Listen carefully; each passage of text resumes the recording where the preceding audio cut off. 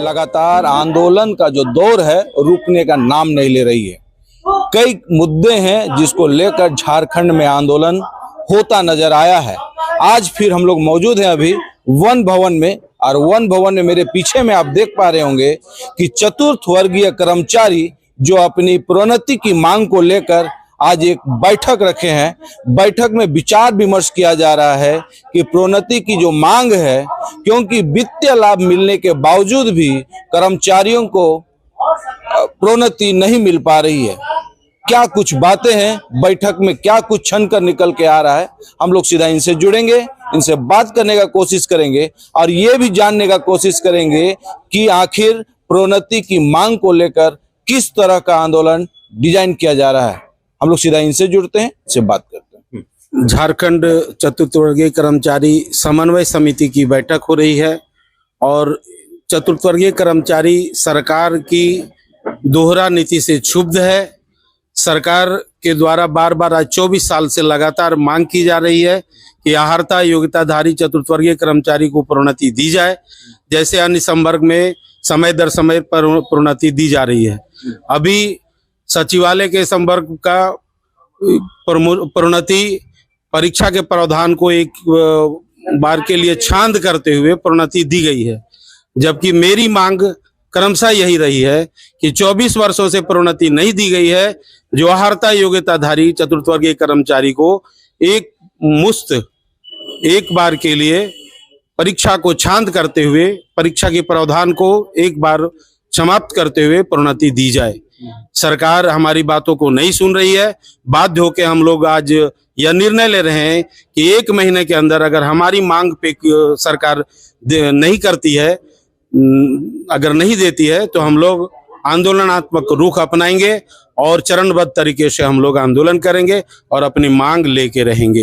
मतलब आप लोग ये कहना चाह रहे हैं कि आप लोगों को वित्तीय लाभ मिल रहा है, लेकिन जो प्रोन्नति होनी चाहिए, जो एक पहचान होता है एक लोगों का, बिल्कुल वो नहीं मिल रहा है। वो नहीं मिल रहा है। वित्तीय लाभ, हमारी प्रोन्नति से वित्तीय लाभ की कोई मसला नहीं है। हम अपना वित्तीय लाभ हमें मिल रहा है, केवल सम्मान चाहिए। और वैसे लोग जो आहारता योग्यता रखते हैं और हमारे निकट राज्य में समय दर समय प्रोन्नति दी जा रही है, सिर्फ और सिर्फ झारखंड में हम लोग उपेक्षित हैं। क्या वजह क्या लगती है? यहाँ इनकी मंशा ठीक नहीं है। कार्यरत बाबुओं की जो प्रोन्नति नियमावली भी नहीं बनाई गई है और हम लोगों पे थोपा जा रहा है। नए नए नियमावली लाके हम लोगों को इसे वंचित रखा जा रहा है। इनकी मानसिकता ठीक नहीं है। आप लोग कहना चाह रहे हैं कि प्रॉपर नियमावली भी नहीं बन पाई, नहीं बनी है, तो उससे पहले नियमावली बनाने की जरूरत है। एक बार छांद करते हुए, क्योंकि 24 साल से हम लोग भुक्तभोगी हैं, हमारे पास कार्य अनुभव है, हम सरकार की वही कार्य को कर रहे हैं। अपने जहां हम लोग हैं पदस्थापित हैं, उस कार्यालय में इस कार्य को हम लोग विधिवत निष्पादित कर रहे हैं। केवल हमको सम्मान चाहिए और हाँ, हमको केवल प्रोन्नति दी जाए एक बार छांद करते हुए, वरीयता सहयोगिता के आधार पे। मैं उपेंद्र कुमार सिंह, उप संयोजक समन्वय समिति। आंदोलन हम लोग पहले भी किए थे। आंदोलन में सरकार हम लोगों को आश्वासन दी थी और आश्वासन दिया और आज तक उस पर कार्रवाई झारखंड सरकार के द्वारा नहीं किया गया। बाध्य होकर हम आंदोलन पुनः किए। अभी हाल में भी हम आंदोलन किए, जिसमें था कि जितने भी योग्य चतुर्थ वर्गीय कर्मचारी हैं उनको प्रोन्नति दी जाए, लेकिन आज तक सरकार दोहरा रवैया हम लोगों के साथ अपना रहा है, जिसमें सचिवालय कर्मी भी इस नीति के विरुद्ध में हैं। जो वहां पर बाबू हैं वो पदाधिकारी को गलत दिखा दे रहे हैं और हम लोगों के शोषण कर रहे हैं। अगर प्रमोशन अगर नहीं देती है सरकार को हमको प्रोन्नति देने में, चतुर्थ वर्गीय कर्मचारी को, जो योग्यताधारी चतुर्थ वर्गीय कर्मचारी हैं, उनको प्रोन्नति देने में सरकार का आर्थिक 1 पैसा नहीं जा रहा। हम उससे ज्यादा वेतनमान प्राप्त कर रहे हैं। अगर हमको आज का डेट में हमारे कोई भी संवर्ग के साथी को प्रोन्नति देता है तो उसका ग्रेड पे 1900 है, एक लिपिक का ग्रेड पे 1900 है, जबकि हमारे जैसे उप संयोजक ने कहा कि योग्यता एवं वरीयता के आधार पर प्रोन्नति दी जाए, तो अभी उसमें आप देखेंगे कि जो 4th ग्रेड में है लेकिन 4200 ग्रेड पेपर है। आप एक लिपिक में अगर आज का डेट में प्रोन्नति करते हैं तो उनका ग्रेड पे 1900 है। तो सिर्फ हमारा जो सरकार से मांग है वो सम्मान की मांग है कि जब सभी को प्रोन्नति दी जाती है तो हमको प्रोन्नति दी जाए, हमको भी सम्मान से जीने का अधिकार सरकार दे। अगर सरकार से कोई बात आप लोग का वार्ता हुई उस रीजन में हुई, अभी इस बिंदु पर कोई वार्ता सरकार से नहीं हुई है। और आश्वासन समिति में भी हम लोगों ने दिया, आश्वासन समिति से भी हम लोगों को आज तक संतुष्ट जो जवाब आना चाहिए वो हम लोगों को नहीं मिला। तो अब एक ही विकल्प बच रहा है समन्वय समिति के पास कि सरकार के साथ आर पार की लड़ाई में अब जाना होगा, तभी हम अपनी मांगों को, अपनी सम्मान को बचा सकते हैं। और झारखंड सरकार से अपील करते हैं कि जिस तरह तमाम लोगों को आप सम्मान दे रहे हैं, जहां जिसको सम्मान देने का नहीं था, तो अभी वर्तमान झारखंड सरकार आप देख रहे हैं कि मैया सम्मान योजना लाया, लेकिन यह कर्मचारी जिसको अधिकार है, आपके यहाँ काम कर रहा है, आपका रीढ़ का हड्डी है, उसके साथ सौतेला व्यवहार क्यों?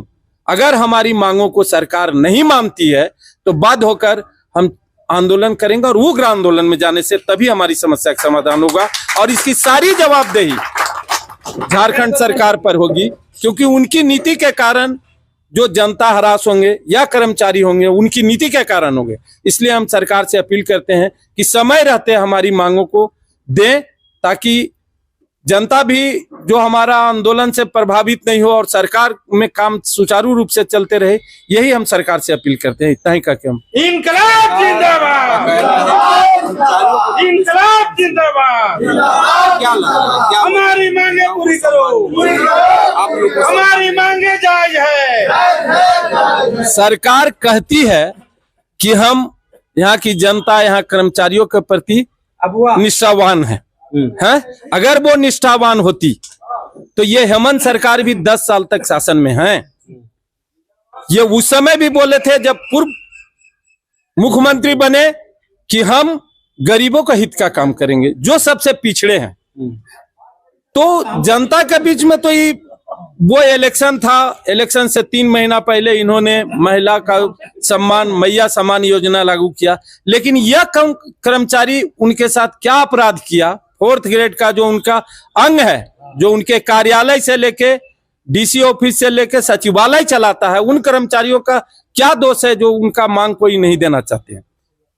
उनको तो देना चाहिए, तभी ना हम समझेंगे सरकार हमारे प्रति आशावान है। क्या लग रहा है कि सरकार का मंशा सही नहीं है? सरकार की मंशा सही नहीं है, सरकार की मंशा सही नहीं। अगर सरकार की मंशा होता तो इसके लिए हम लोग चरणबद्ध बहुत आंदोलन किए। अगर उनकी मंशा साफ होती तो हमारा आज डिमांड मिल जाता और हमको आज बैठक करने की आवश्यकता नहीं। इसलिए सरकार का मंशा साफ नहीं है हम लोगों के प्रति। आप एक चीज बोल रहे थे कि अधिकारी जो है बरगला देते हैं। हाँ, अधिकारी बरगला लगता है कि सरकार के ऊपर अधिकारी हावी है। सर, उस आधार से तो वही न होगा कि अगर हमारा जो नियम कह रहा है, हम जो मांग सरकार से कर रहे हैं, वह मांग में हमारा अनिष्ट नहीं है, अगर हम अपने अधिकार के सही डिमांड हम सरकार के पास रख रहे हैं, तो जो भी पदाधिकारी अगर इस तरह का फाइल बढ़ाते हैं तो उनके उससे उच्च पदाधिकारी IAS संवर्ग को सोचना चाहिए, जब उसी खजाना से तुमको हम जब पैसा दे रहे हैं तो उन कर्मचारियों को देने में हमको सरकार को क्या घटा है।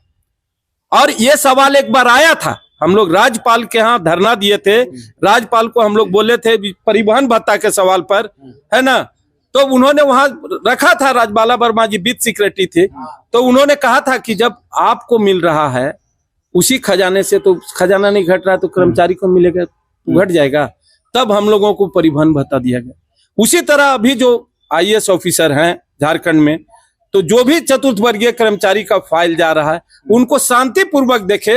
अगर मेरा डिमांड गलत है तो वो हटा दे, कोई बात नहीं। अगर मेरा डिमांड जायज है तो इस सरकार को मानना चाहिए, और मेरा डिमांड जायज है, इसीलिए हम सरकार से बार बार अपील कर रहे हैं कि समय रहते आप हमारी मांगों को दें, अन्यथा बाध्य होकर हम आंदोलन करेंगे और उसकी जिम्मेवारी झारखंड सरकार पर। शैलेंद्र कुमार, संयोजक, झारखंड राज्य चतुर्वर्गीय समन्वय समिति। आप सुन रहे थे कि सरकार के समक्ष लगातार अपनी मांग को लेकर चतुर्थ वर्गीय कर्मचारी धरना प्रदर्शन किए, आंदोलन किए, लेकिन अभी तक इनकी मांग पर कोई पहल सरकार के तरफ से कहें या फिर अधिकारियों की तरफ से पहल नहीं हो पाई है। अब देखना यह है कि इस बैठक के बाद चतुर्थ वर्गीय कर्मचारी किस तरह के आंदोलन करने को मजबूर होते हैं और किस तरह का सरकार के समक्ष अपनी बात को रखने में सक्षम होते हैं, ये देखने और समझने वाली बात होगी। अब तक के लिए इतना ही, धन्यवाद।